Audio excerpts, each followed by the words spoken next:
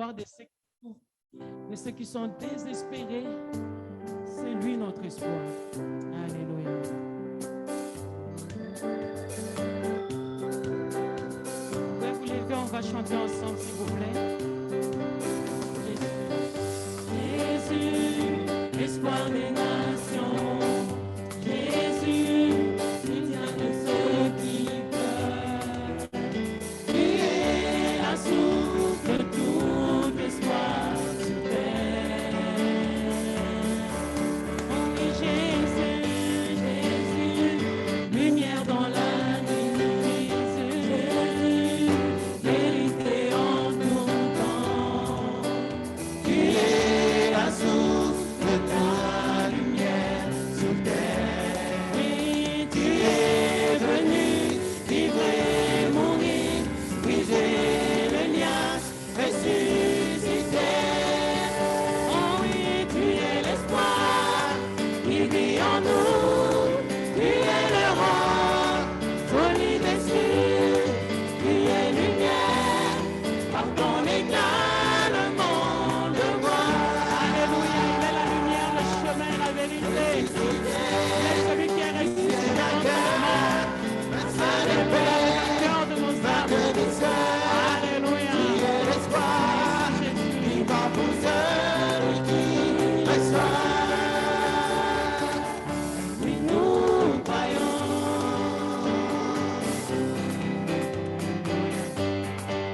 Encore une fois, Jésus, espoir des nations. Jésus, soutien de ceux qui pleurent. Tu es la source de tout espoir sur terre. Jésus, lumière dans la nuit. Jésus, vérité en tout temps. Tu es la source de la lumière sur terre. Oui, tu es venu vivre et mourir, briser les liens, ressusciter. Oui, et l'espoir, oui, viens à nous, reste de paix. Alléluia. Tu es lumière, par ton éclat le monde voit. Ressuscité. Alléluia. C'est le vainqueur. Plein de douceur. Tu es l'espoir, vivant pour celui qui reçoit. Oui, nous croyons.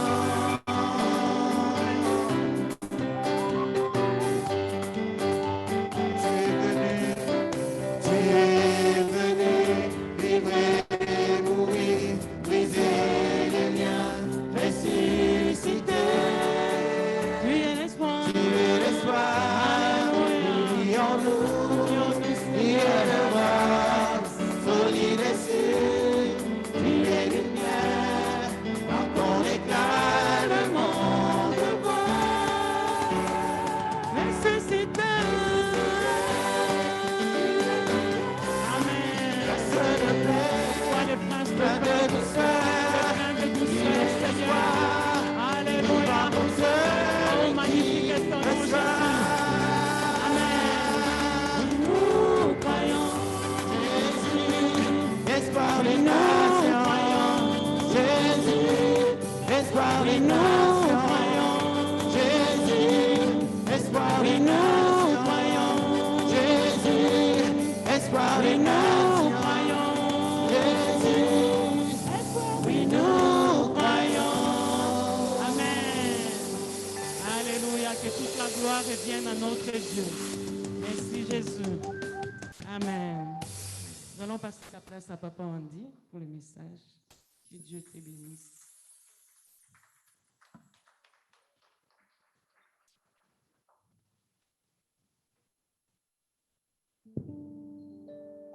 Ceux qui ont envie d'applaudir encore peuvent. Notre Seigneur mérite. Notre Seigneur mérite d'être acclamé. Nous allons prier pour la parole.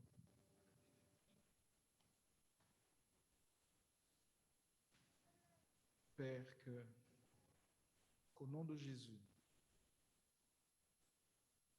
la parole qui est vie puisse faire le travail pour lequel tu l'envoies. Père, que ce qui est de toi se manifeste. Père, que chacun de nous aujourd'hui soit touché par une grâce particulière. Que, Seigneur, après ce moment, que nos vies ne soient plus les mêmes. Tu es extraordinaire. Merci pour la grâce d'être de ceux qui peuvent se réunir et te rendre un culte. Merci pour la grâce d'être de ceux qui peuvent t'entendre. Père, bénis le cœur de chacun de nous. Nous t'avons prié au nom de ton Fils Jésus-Christ. Amen. Shalom, bien-aimés. Que Dieu nous bénisse. Mon cher Gaëtan, à un moment donné, si vous pouvez projeter l'image. Il y a une image dans le fichier là. Voilà, juste cette image-là au moment opportun. Merci. Alors, aujourd'hui, nous voulons parler du message que Christ a envoyé pour les 7 églises de l'Apocalypse. Rassurez-vous, nous n'allons pas nous perdre dans tous les symbolismes qu'il y a dans ce livre, qui est bien souvent pour nous tous difficile à déchiffrer. Ce n'est pas toujours évident. Nous allons nous concentrer sur certaines choses qui sont claires à percevoir. Je voudrais que nous puissions d'emblée lire dans le livre d'Apocalypse, le chapitre 1, du premier verset au verset 3.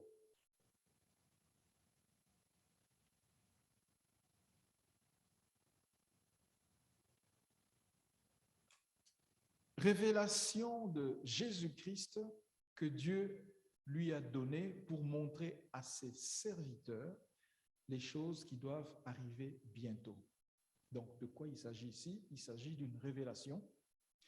Et pourquoi cette révélation est là? C'est parce que Dieu veut que ses serviteurs puissent avoir le décodage de cette révélation, parce que des choses doivent arriver.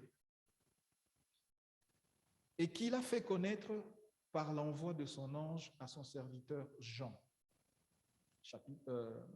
Verset 2, lequel a attesté la parole de Dieu et le témoignage de Jésus-Christ, tout ce qu'il a vu. Heureux celui qui lit et ceux qui entendent les paroles de la prophétie et qui gardent les choses qui y sont écrites, car le temps est proche.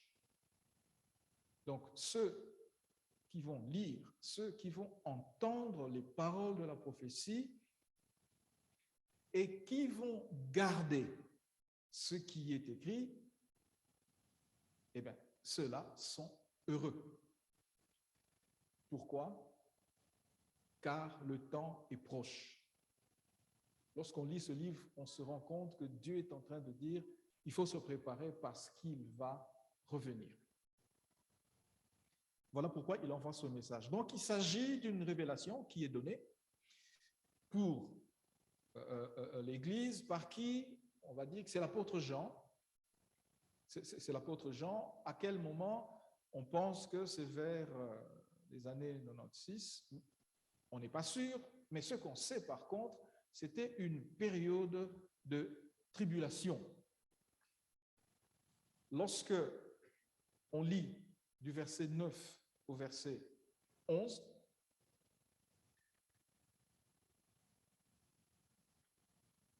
moi, Jean, donc il s'agit bien de Jean, votre frère, qui est part avec vous à la tribulation. Donc il situe très clairement qu'au moment où il est en train d'écrire, il partage la réalité de la tribulation, donc qui est part à la tribulation et au royaume et à la persévérance en Jésus-Christ. Nous verrons que ce mot persévérance a une importance capitale dans ce message. J'étais dans l'île appelée Patmos à cause de la parole de Dieu et du témoignage. Donc, on pense que Jean se trouvait exilé sur l'île de Patmos comme une conséquence de la persécution. Et c'est là qu'il se trouvait lorsqu'il a reçu cette révélation. Je fus ravi en esprit au jour du Seigneur et j'entendis derrière moi une voix forte comme le son d'une trompette qui disait « Ce que tu vois, écris-le dans un livre et envoie-le aux 7 églises. » Donc, les destinataires, on parle des 7 églises. 7 églises qui sont l'église d'Éphèse, Smyrne, Pergame, Thyatire, Sardes, Philadelphie et Laodicée. Les commentateurs pensent aussi que ces églises qui existaient représentent néanmoins la réalité de l'Église dans son ensemble. Je demanderai à Gaëtan s'il veut bien montrer cette image-là. Voilà. C'est une image que j'ai trouvée sur Internet, donc les droits d'auteur sont respectés parce que ce n'est pas utilisé à des buts lucratifs. Donc, vous voyez qu'il y avait, vous voyez l'île de Patmos, c'est là où se trouve Jean, et il écrit la lettre, il l'envoie à ces différentes églises, Éphèse, Smyrne, Pergame, Thyatire, Sardes, Philadelphie, Laodicée. Ces églises sont concentrées au niveau de l'Asie. Donc, nous gardons cette image à l'esprit, on en aura encore besoin. Il y a une chose intéressante, c'est que le mystère des premières paroles de Christ sont clairement révélées. Et nous allons voir que ceci nous intéresse. Si nous allons au verset 19,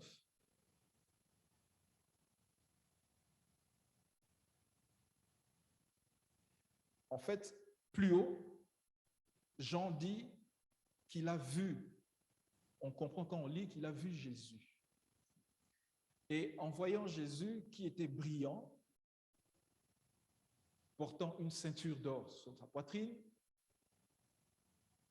il a vu le Seigneur tenant dans sa main 7 étoiles et se mouvant, se promenant parmi 7 chandeliers. Et Jésus prend la peine d'expliquer ce mystère. Alors au verset 19, « Écris les choses que tu as vues, celles qui sont et celles qui doivent arriver après elles. » Il a vu des choses, mais il y a aussi des choses qui sont. Et quand on lit les chapitres qui suivent, avant qu'on puisse parler des choses qui vont arriver, on se rend compte qu'en fait, les choses qui sont, c'est la situation de l'Église. Donc c'est là que nous allons nous concentrer, nous. Les choses qui sont. Dans quel état se trouve l'Église, les différentes églises, et quel est le message que Christ envoie.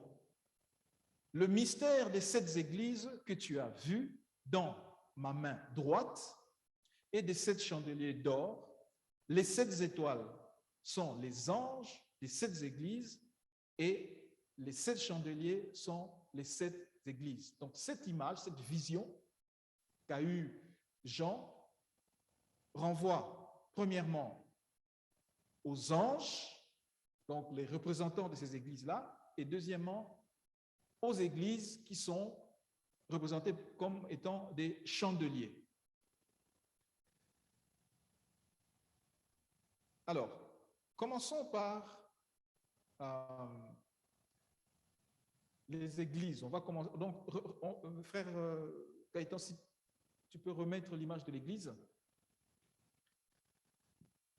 Donc, les églises ici existaient bel et bien à ce moment-là. Elles existaient comme, si nous mettons notre imagination à contribution, essayons d'aller vers la gauche, nous allons arriver jusqu'en Europe.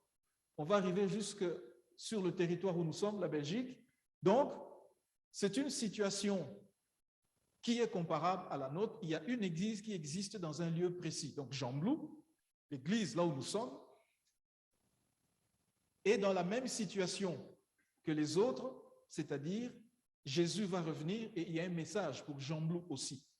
Alors, ce que nous allons faire, c'est nous inspirer du message qui a été envoyé aux églises afin de voir qu'est-ce qu'on peut en tirer.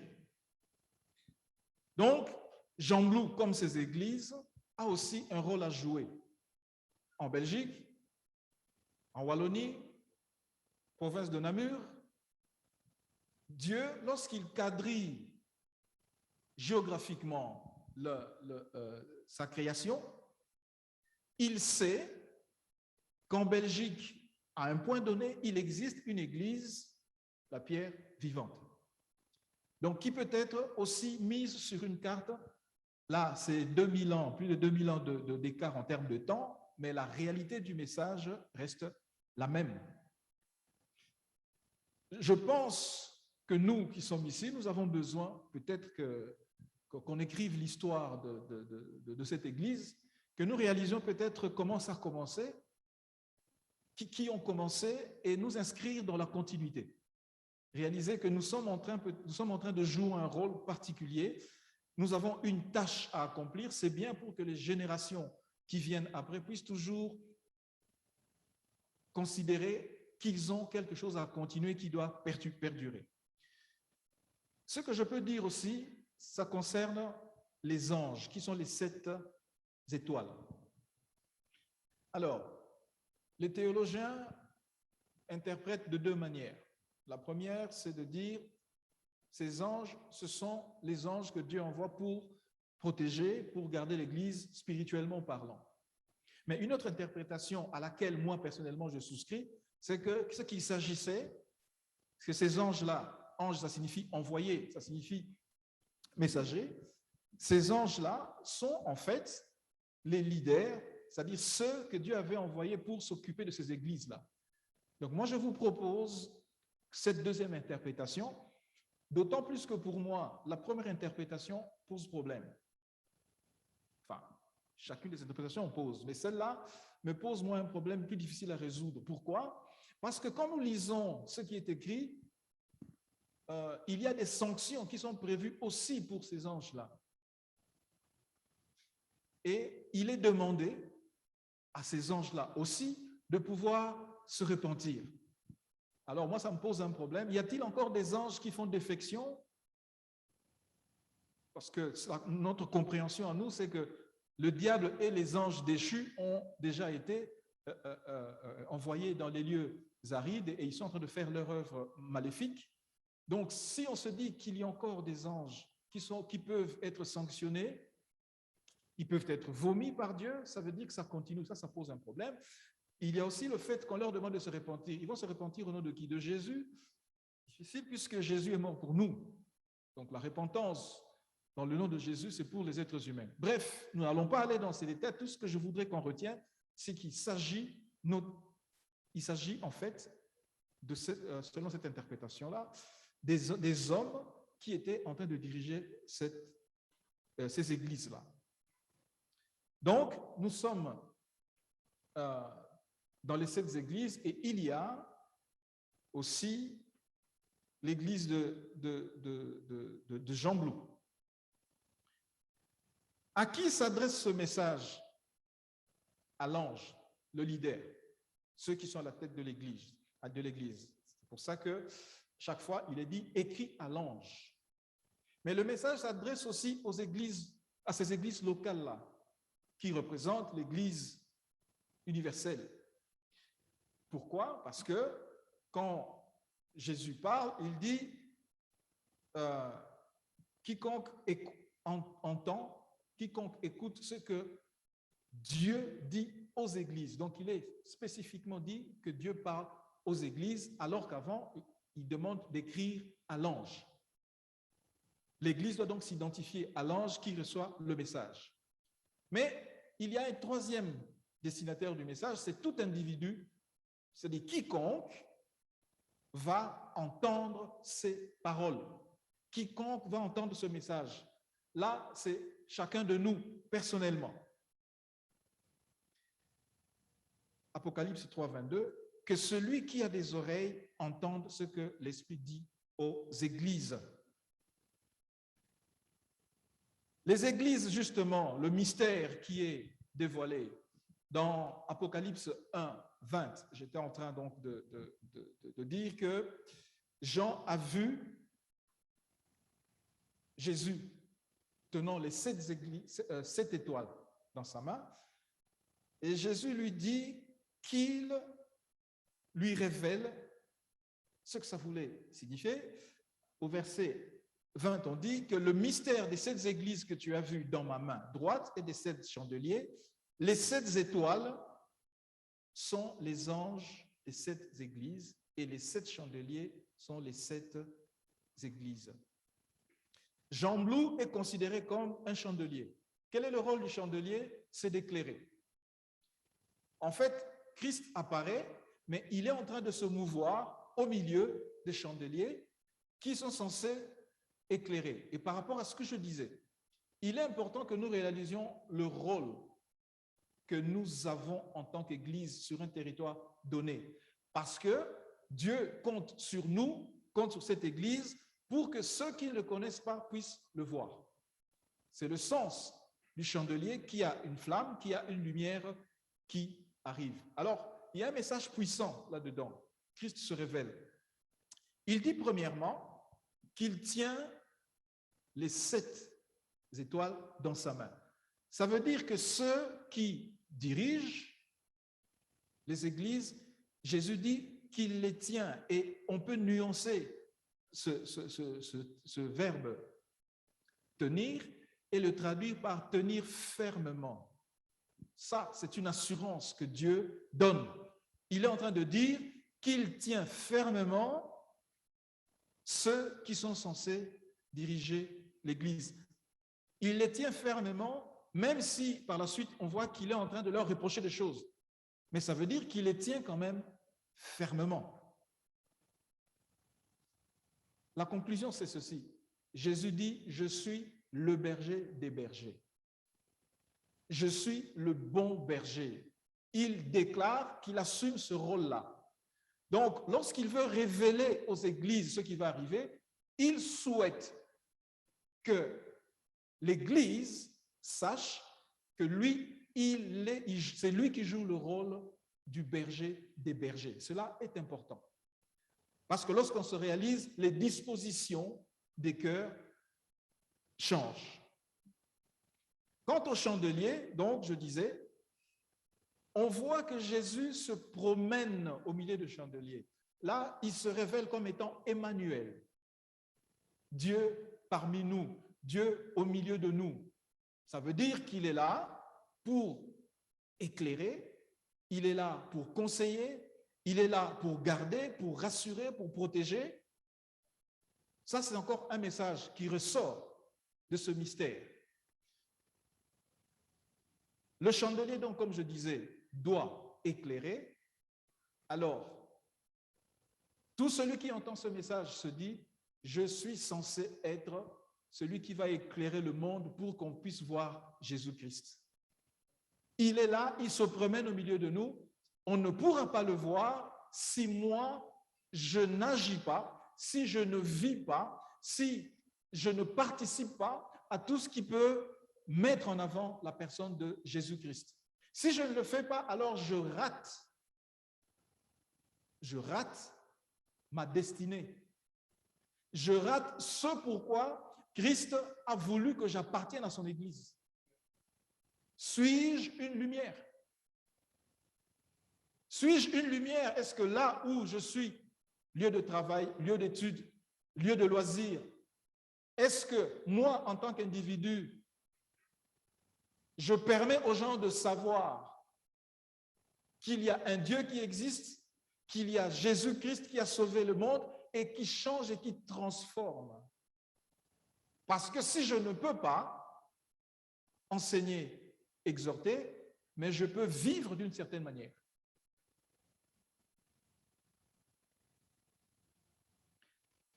Nous avons besoin donc de comprendre ce que Christ veut nous dire, parce que ce qu'il est en train de dire là, pendant une période de persécution, une période de tribulation, en fait, il est en train de dire, je suis au contrôle. Malgré tout, je suis là.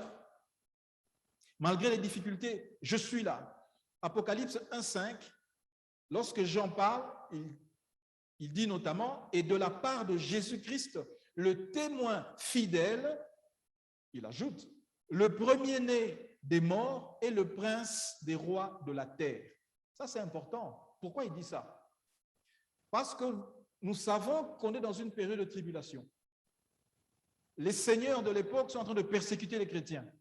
Jésus, il vient, il dit, attention, tous ceux que vous persécutez là, sachez que moi, je suis leur prince. C'est ce qu'il dit. C'est ce qu'il voulait qu'ils comprennent. Que malgré tout ce que nous sommes en train de vivre, celui qui nous parle est leur prince. Mais au verset 18, il dit lui-même, quand il se présente, il dit, je tiens les clés de la mort et du séjour de mort. Là, il ajoute une autre dimension. Si dans ce monde matériel, physique, il nous rassure qu'il est le prince des rois, il est en train de dire que dans le monde spirituel, c'est encore lui qui a le dernier mot.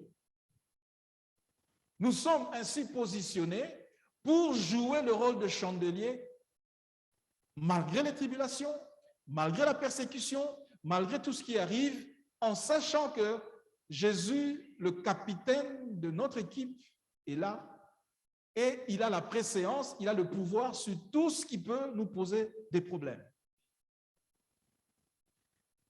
Il dit qu'il est le patron, tout simplement, malgré tout ce que l'on peut vivre. Alors, allons dans le vif du sujet. Qu'est-ce qu'il dit? Lorsqu'on lit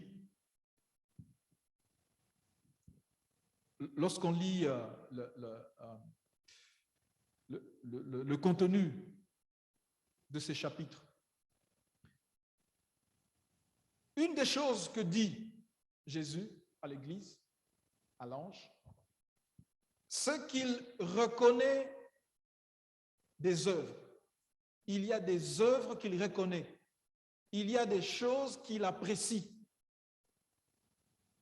À Éphèse, par exemple, Apocalypse 2, du 2e verset au 3e verset, il dit, « Je connais tes œuvres, ton travail, ta persévérance.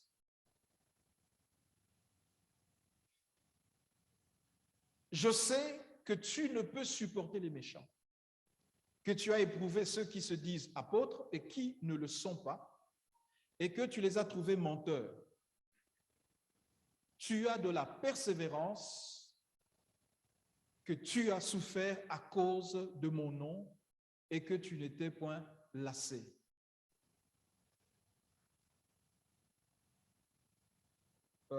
Il dit à peu près la même chose à l'église de Philadelphie. Ça, c'est au chapitre 3, verset 8. « Je connais tes œuvres.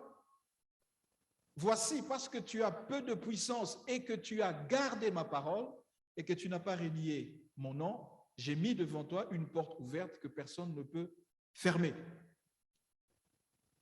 Nous comprenons de ce que nous venons de lire, premièrement, que le travail, que la persévérance, Dieu compte ça comme une œuvre qu'il aime. Il dit à Éphèse, le fait que tu sois impliqué à défendre la foi je compte ça comme une œuvre que j'aime, j'apprécie. Tu n'es pas passif, tu défends la foi. Tu es persévérant. La persévérance est comptée comme un acquis, comme une œuvre que Dieu apprécie.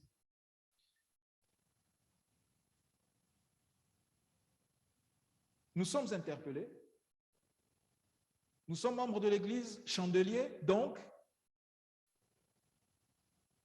nous sommes interpellés pour être persévérants.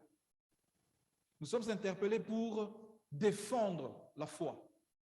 Comme j'ai dit tout à l'heure, la meilleure façon de défendre l'Évangile, c'est de vivre l'Évangile. La meilleure façon de défendre un Dieu grand, c'est de vivre comme nous voulons que ce Dieu grand-là puisse vivre. Il y a des œuvres qu'il apprécie à l'église de Smyrne. Apocalypse 2, verset 9. Il dit, je connais ta tribulation et ta pauvreté, bien que tu sois riche. En fait, durant cette période, la persécution, les gens sont dans des situations difficiles, l'Église est dans une situation de trouble.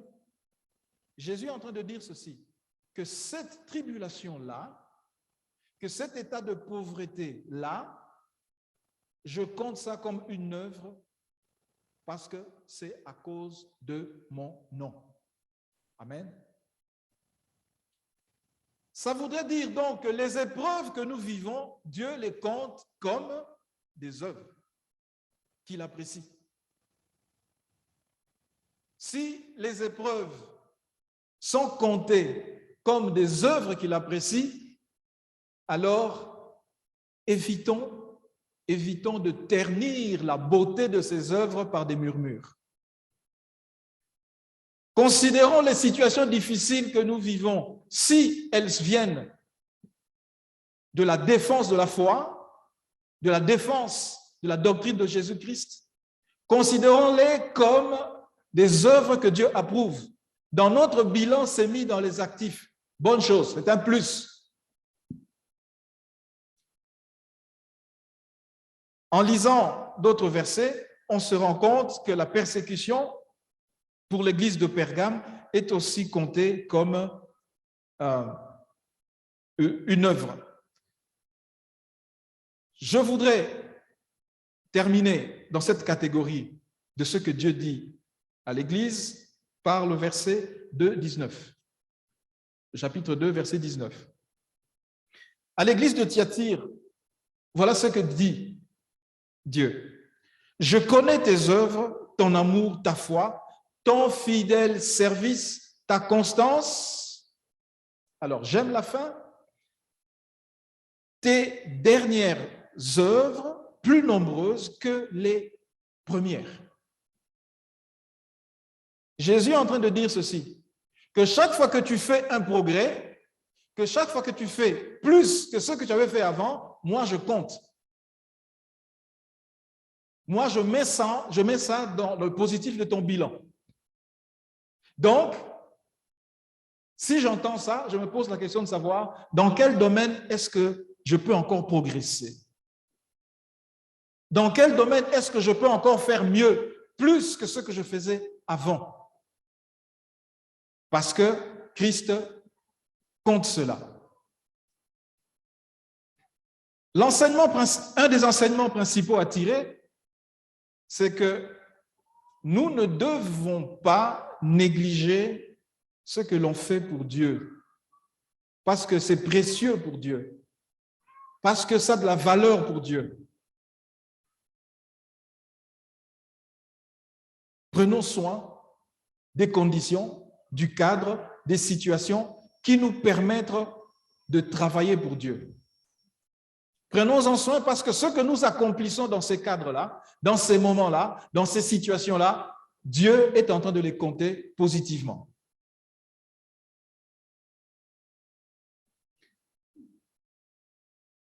Ce que Dieu dit encore à l'Église concerne une illusion de vie et une tiédeur. À l'église de Sardes, Voilà ce qu'il dit. Chapitre 3, premier verset. Donc du premier verset au verset 2. Écrit à l'ange de l'église de Sardes, écrit à l'ange de l'église de Jamblou. Voici ce que dit celui qui a les 7 esprits de Dieu et les 7 étoiles. Je connais tes œuvres. OK? La suite. Je sais que tu passes pour être vivant, mais tu es mort. Sois vigilant. Affermis le reste qui est près de mourir, car je n'ai pas trouvé tes œuvres parfaites devant mon Dieu.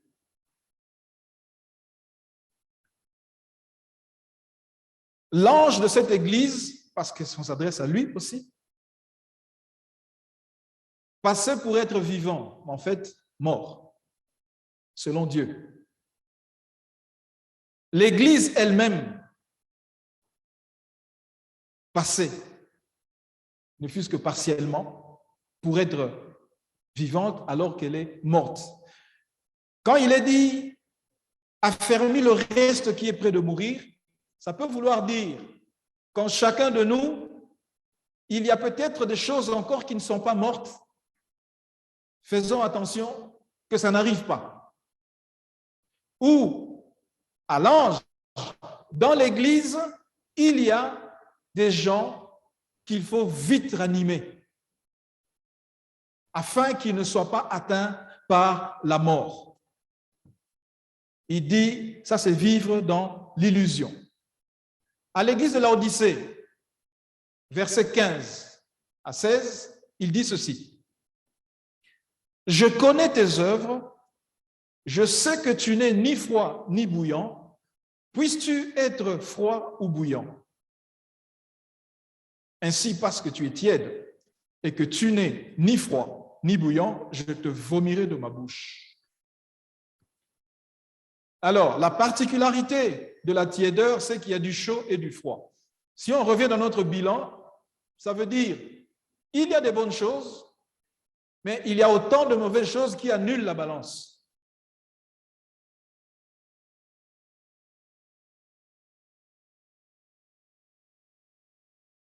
Église, dans quelle situation es-tu? Frère, sœur, dans quelle situation es-tu? Est-ce que quand Dieu dit ça, le Saint-Esprit te fait comprendre que tu es dans cette situation de tiédeur? Alors la suite te concerne certainement aussi. Que dit encore Jésus à l'Église?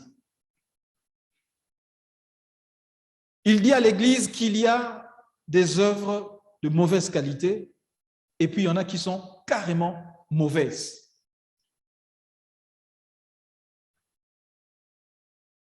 À l'Église de Thyatire, donc, chapitre 2, verset 20, je lis. Mais ce que j'ai contre toi, c'est que tu laisses la femme Jézabel, qui se dit prophétesse, enseigner et séduire mes serviteurs pour qu'ils se livrent à l'impudicité et qu'ils mangent des viandes sacrifiées aux idoles.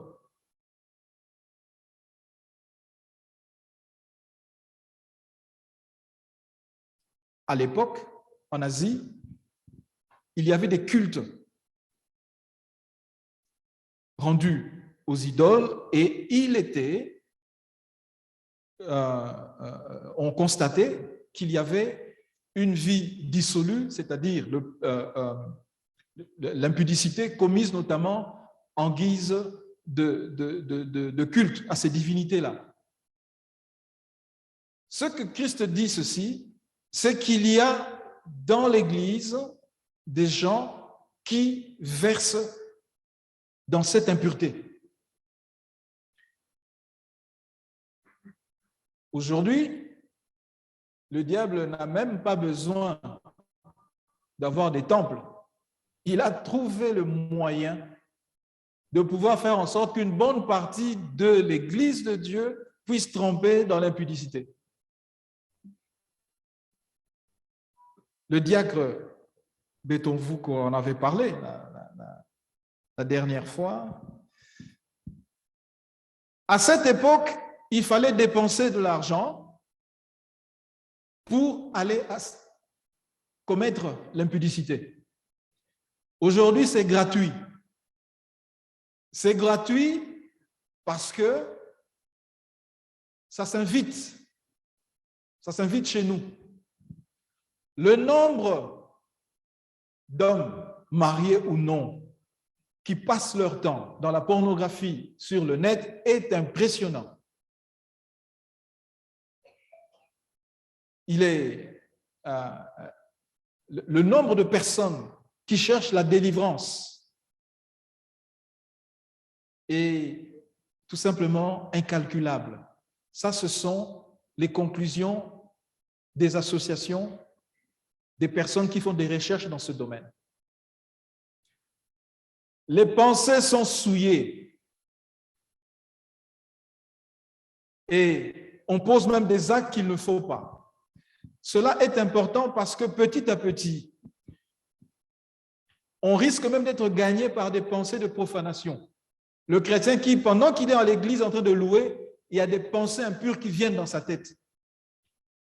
Eh bien, si on vit comme ça, on se met dans une situation très difficile. Moi, ce que je veux dire aujourd'hui, c'est que Christ a dit qu'il est en position haute. La délivrance peut se faire aujourd'hui.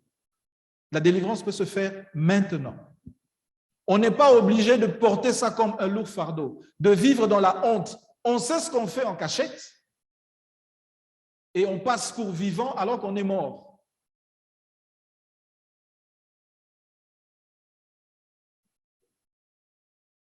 Il est possible de ne pas tomber dans ces choses-là. Il est possible d'être encore mari fidèle. Il est possible d'être encore des jeunes qui attendent de se marier avant d'arriver à ce qui est prévu pour le mariage. Tout cela est encore possible parce que des gens le vivent, parce que Christ le fait. Il nous est demandé de ne pas aimer le monde, ni ce qui s'y trouve. Nous savons ce qui se trouve dans le monde. La convoitise des yeux, la convoitise de la chair, l'orgueil de la vie.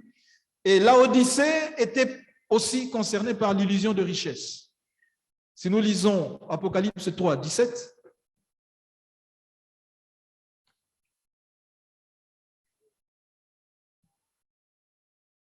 parce que tu dis, je suis riche, je me suis enrichi et je n'ai besoin de rien, et parce que tu ne sais pas que tu es malheureux, misérable, pauvre, aveugle et nu, la suite, ce qui nous intéresse ici, c'est que Christ pointe le doigt sur une richesse qui n'en est pas une. L'orgueil de la vie, la convoitise des yeux. Il est étonnant comment on peut accepter de vivre dans la fraude. Comment on peut concevoir des plans pour gagner de l'argent de manière malhonnête et être à l'aise dans l'adoration. C'est compliqué, c'est difficile. Nous sommes en train de tomber malheureusement dans les travers de ce qu'on appelle l'évangile de la prospérité. Cet évangile-là a ses côtés négatifs, où on est décomplexé devant la richesse, c'est une bonne chose. On est décomplexé devant les relations avec les grands hommes de ce monde, c'est une bonne chose. Mais le problème, c'est que tous les scandales qui viennent après ne servent pas la cause de Jésus, ne servent pas la cause de l'Église.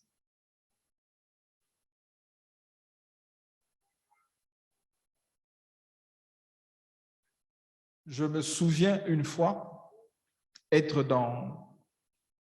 me trouver à un endroit où je pouvais observer des gens qui faisaient la queue pour aller pointer au chômage.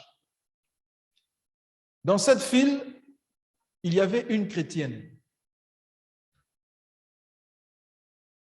Cette chrétienne jeune avait mis un foulard sur la tête pour se vieillir un peu. Alors, ce que j'avais compris après, puisqu'elle a dit, en fait, elle est allée pointer pour sa mère. Chrétienne aussi, hein?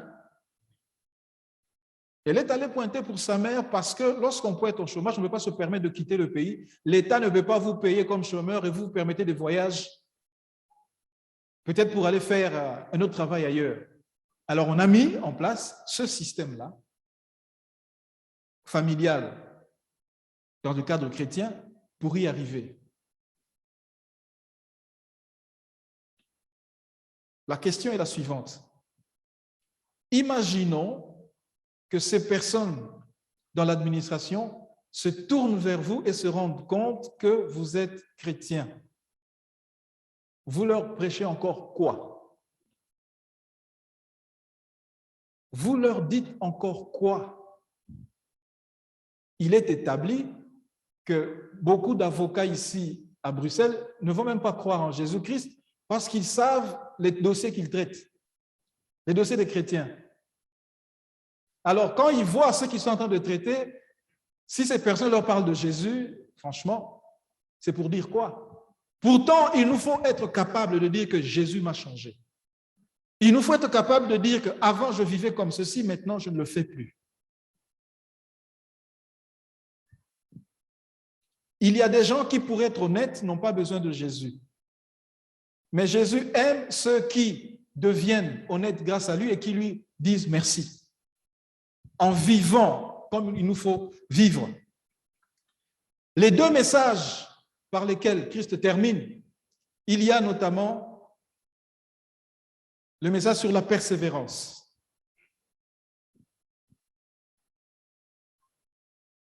Apocalypse 3, 11. Je viens bientôt. Retiens ce que tu as afin que personne ne te prenne ta couronne. Bien-aimés, ce que nous avons de bon, que Dieu approuve, gardons-le jalousement. Ne permettons à rien de venir perturber ce que nous avons mis en place et qui glorifie le Seigneur. Jeunes gens, vous êtes arrivés au Seigneur, vous avez attendu jusque-là, ce n'est pas le moment de flancher. Les efforts que vous avez commencé à faire, menez-les jusqu'au bout. Menez-les jusqu'au bout. Avoir sacrifié une dizaine de sa vie en craignant le Seigneur pour 30 minutes de péché, c'est malheureux. Ça ne vaut pas la peine. Ça ne vaut pas la peine. À Thyatire, il dit, seulement ce que vous avez, donc chapitre 2, verset 25, seulement ce que vous avez, retenez-le jusqu'à ce que je vienne. Nous sommes appelés à garder ce que nous avons. Et l'enseignement de la persévérance se retrouve vraiment dans les épîtres. Lorsqu'on lit les lettres que Paul a écrites, et même les lettres écrites par les autres apôtres, les épîtres de Jean notamment, vous avez Jacques, Pierre, ainsi de suite, on se rend compte de la place importante que le message de l'Évangile donne à la persévérance. Et à Philadelphie, donc, Christ dit, puisque tu as gardé la parole de la persévérance, en d'autres termes, puisque tu as gardé mon ordre de persévérer, puisque tu as répondu à cela, en retour, je te garde aussi. Ça veut dire quoi? Ça veut dire que quand je m'engage à persévérer, Christ déclenche aussi quelque chose en ma faveur. Ce message qui est important. Dieu réserve une réponse. Et le deuxième message important, c'est celui de la repentance. Il dit à l'église de Laodicée, chapitre 3, verset 19, « Moi, je reprends et je châtie tous ceux que j'aime. Aie donc du zèle et réponds-toi. Voici, je me tiens à la porte, je frappe. Si quelqu'un entend ma voix, ouvre la porte, j'entrerai chez lui, je souperai avec lui et lui avec moi. Là, nous voyons la miséricorde de Dieu. Parce que même ceux qu'il considère comme étant morts, à eux aussi, il dit, je frappe, je suis là, il n'est pas encore trop tard. Le domaine dans lequel tu es en train de flancher là, il est encore temps d'arrêter, il est encore temps d'aller de l'avant. Je suis là pour t'aider. Et il nous pousse à progresser. Pour persévérer et progresser, j'aimerais, pour terminer, évoquer deux conclusions comme ceux qui étaient là les dernières fois que j'étais intervenu. J'étais dans un enseignement sur la souveraineté de Dieu et son implication sur la maturité chrétienne. Bon, vu que je ne suis pas tout le temps là, eh ben, j'en viens juste à deux conclusions majeures de cet enseignement. Nous savons qu'il nous faut persévérer. En d'autres termes, Dieu nous demande la stabilité. Dans ce qui est bon, il faut de la stabilité. Il faut garder notre place. Nous devons être là où il nous a mis, continuer à avancer. Quand je dis stabilité, quand même une petite mise au point, moi je suis de ceux qui pensent que quand quelqu'un n'arrive plus à persévérer et à progresser à un endroit, vaut mieux qu'il aille là où il peut progresser. C'est même un acte d'amour que de permettre aux gens d'aller là où ils peuvent progresser avec Dieu. C'est ce qui est arrivé pour que l'Église puisse, par exemple, s'épanouir. Il y a eu des gens qui ont été appelés à aller exercer à d'autres endroits, dans d'autres conditions. Je suis de ceux qui pensent qu'on peut être dans un service, mais Dieu peut nous appeler à nous déplacer dans un autre service. Donc, quand je parle de stabilité, je ne suis pas en train de dire rigidité à tout prix. Ce n'est pas de ça que je parle. Mais la stabilité a beaucoup de vertus. Si nous voulons persévérer, nous devons apprendre à demeurer dans la stabilité malgré les circonstances. C'est important. Une des premières vertus de la stabilité, c'est que la stabilité est un critère de sélection de Dieu. Dites Amen. La stabilité, c'est un des critères de sélection de Dieu. Les deux seuls endroits où Dieu nous parle des choix à faire au milieu de l'Église, ça concerne les diacres notamment, ça concerne les anciens, n'est-ce pas? Et nous voyons très bien que le témoignage joue un rôle. Pour avoir un bon témoignage, il faut être constant à un endroit, il faut être stable pour pouvoir démontrer sa fidélité. Je ne sais pas si je me fais comprendre. Sinon, on va ouvrir une nouvelle page ailleurs, alors qu'on n'a peut-être pas fini d'écrire celle dans laquelle on est. La stabilité, c'est important parce que malgré les problèmes qu'il peut y avoir, Dieu nous enseigne. Ça, c'est la première vertu.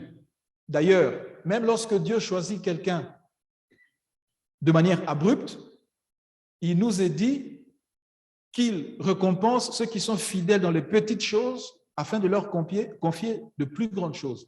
Il s'agit en fait de rester stable, de démontrer sa fidélité et donc après, Dieu nous récompense. Nous devons avoir l'idée de la stabilité si nous voulons progresser. La deuxième vertu, il y en a plusieurs, c'est qu'on comprend mieux la parole de Dieu lorsqu'on est dans un cadre stable. Alors que je parle ici, je peux me rendre compte que ce que je dis n'est pas parfait. Et la prochaine fois que j'aurai l'opportunité d'apporter la parole de Dieu, je peux améliorer ou corriger.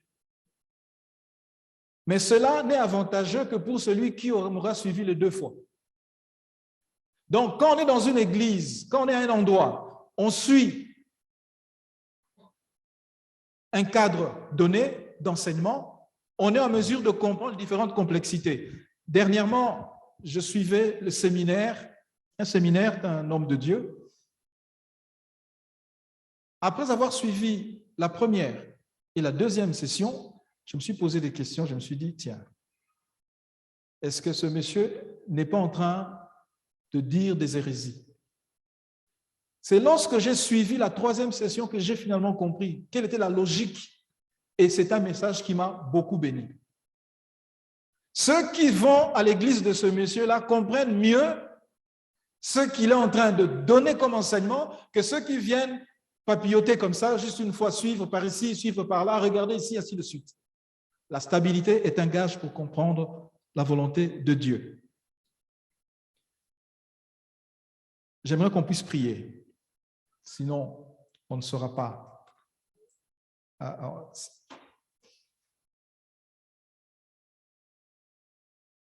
Prier si on continue. Je vais ajouter ceci, que la souveraineté de Dieu signifie aussi que Dieu fait ce qu'il veut, comme il veut, où il veut, avec qui il veut, de la manière par laquelle il veut faire les choses. Ce que nous pensons ne change pas grand-chose. C'est à nous de pouvoir considérer notre situation et glorifier Dieu malgré tout ce qui peut nous arriver. Si mon handicap peut glorifier Dieu, je dis gloire à Dieu. Si mes faiblesses peuvent glorifier Dieu, je dis gloire à Dieu. Si mes qualités peuvent glorifier Dieu, je dis gloire à Dieu. J'aimerais qu'on puisse prier. On va se lever tous.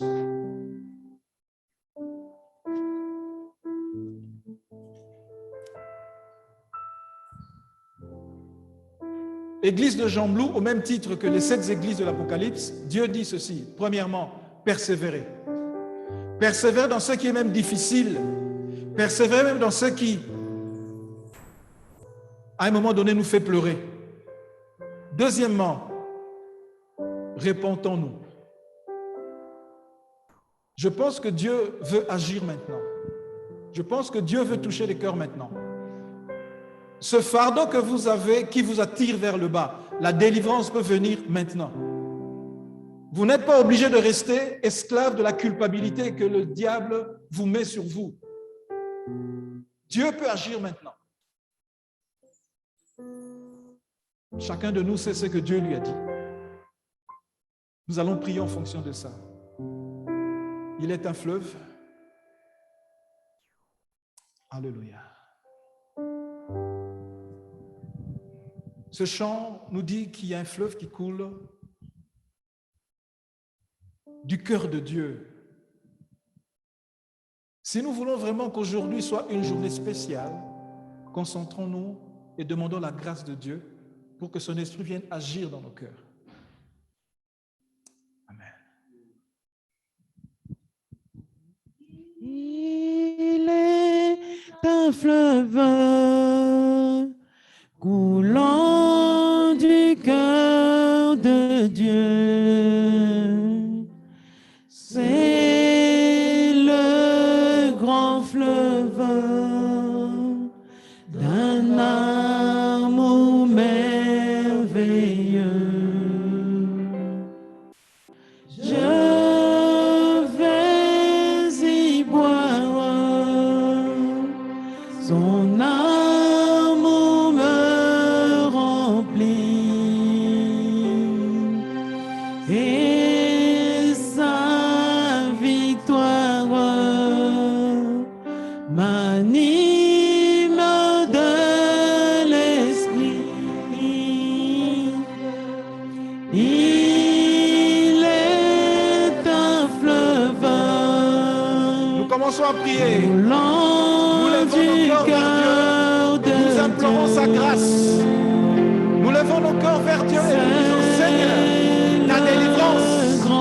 la délivrance, j'en ai besoin. Et Dieu va agir, l'Esprit de Dieu va agir maintenant, afin que les fardeaux tombent, que les chaînes soient brisées, que les liens soient dénoués. Et c'est au nom de Jésus. Alléluia. Son amour me remplit et sa victoire m'anime de l'esprit. Il merci, Seigneur. est un fleuve Je prie pour ceux qui ouvrent leur cœur maintenant pour recevoir ta délivrance. Père, je prie pour que celui qui est faible devienne fort. Père, je prie pour que celui qui est sous le fardeau soit délivré de ce fardeau. Alléluia. Père, je prie pour que la repentance sincère puisse voir le jour. Père, je prie pour que les problèmes cessent. Père, je prie pour que le pardon soit entendu. Père, je prie pour que la persévérance devienne une réalité pour tous. Père, je prie pour qu'au nom de Jésus, chacun puisse prendre des décisions. Père, je prie pour que nos vies changent. Père, je prie pour que chacun de nous fasse des progrès. Je prie, Père, pour que chacun soit prêt, afin que si tu reviens, que personne ne soit perdu. Père, je prie. Père, je prie pour que l'église de Champlou soit chandelier. Père, je prie pour que nos vies puissent aider les uns et les autres à venir vers toi. Père, je prie pour que cette église progresse, Père. Père, je prie pour que ma sœur devienne plus forte. Je prie pour qu'elle tourne le dos au péché. Père, je prie pour que nous fassions tous des progrès visibles qui changent ce pays, qui changent Champlou, pour que nos vies puissent être des témoignages. Père, je prie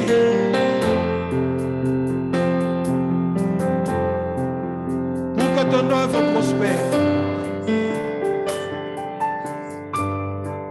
Alléluia.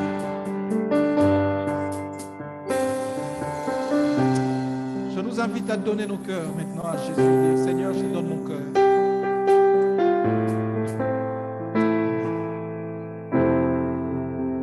Je te donne mon cœur.